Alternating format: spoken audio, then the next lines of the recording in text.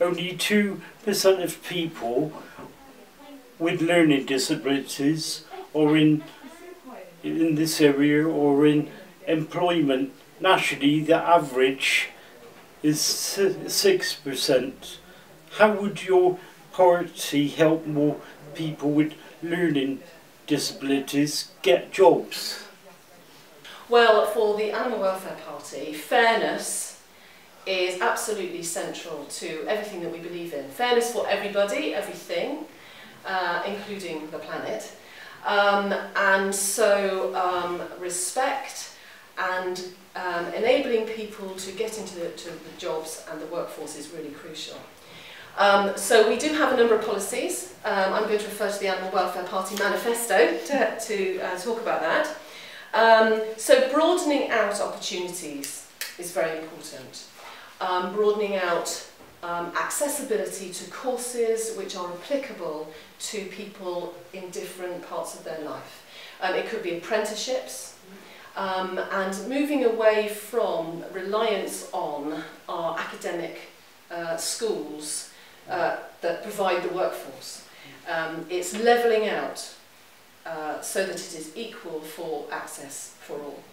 So more apprenticeships, more courses, more access to them, including transportation to those. Accessibility is absolutely key, and being positive in that approach as well.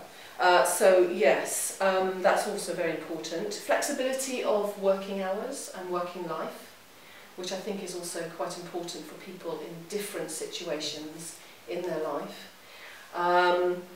That would help as well. So really broadening and diversifying employment opportunities through education at different levels would be what the Animal Welfare Party would be offering.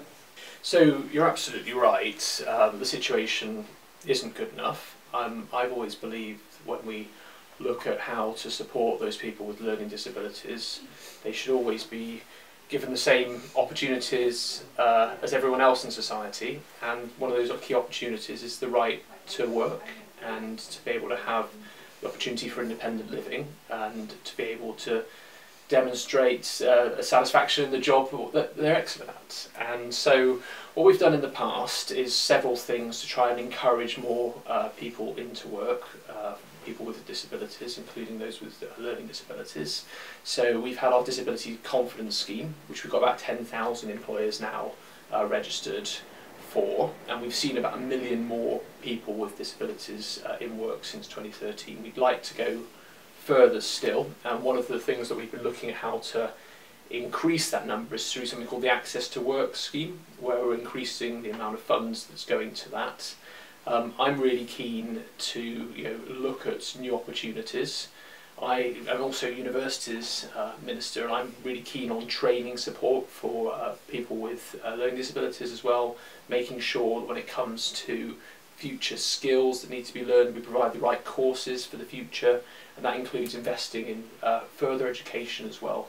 So I think that there's definitely more to do, but I would always say I come from a position of saying, well, let's look at how we can try to get as many people as possible into work.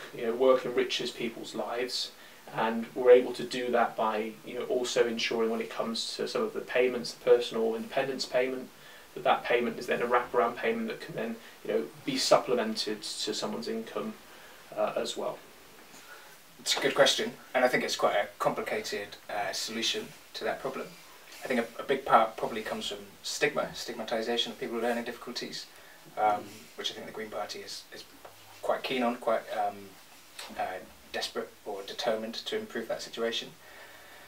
And another one, I believe, is access to the right services, meeting the right people, getting the right training, a lot of which is inadequate at the moment, primarily as a result of the lack of funding.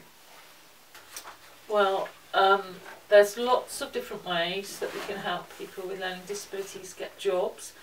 One of them is to look at employment laws so that it's easier to employ people, and to make sure that people have employment laws where they're protected. So the Labour Party is very good at having laws that protect people from being discriminated against, so that will help. The other thing is to make it easy for people to train in the sorts of jobs that they might want to have. So we are proposing a national education service so that you can have training from the time you're born until the time you die, although that's not going to be very helpful. But you know, you can train in all sorts of different things, and if you were to train in a job and you didn't like it, you could then retrain in another job and try, so that would help you get a job. We're also going to look at making sure that people have the care and support that they need. So if you needed a particular person to help you do some parts of the job or some parts of getting prepared to do the job, then that person would be available to help and support you. Rather than saying, you know, we have a blanket approach, I think we need to just remember that everybody's an individual and everybody has different skills and different things that they might want to use in work. So, you know, obviously I know that you're clearly a keen photographer, so perhaps you'd want to use photography in a future job. So I think that's what we'd need to do, is actually to treat everybody as individuals and make sure that we were matching that individual with the appropriate and best job for that person.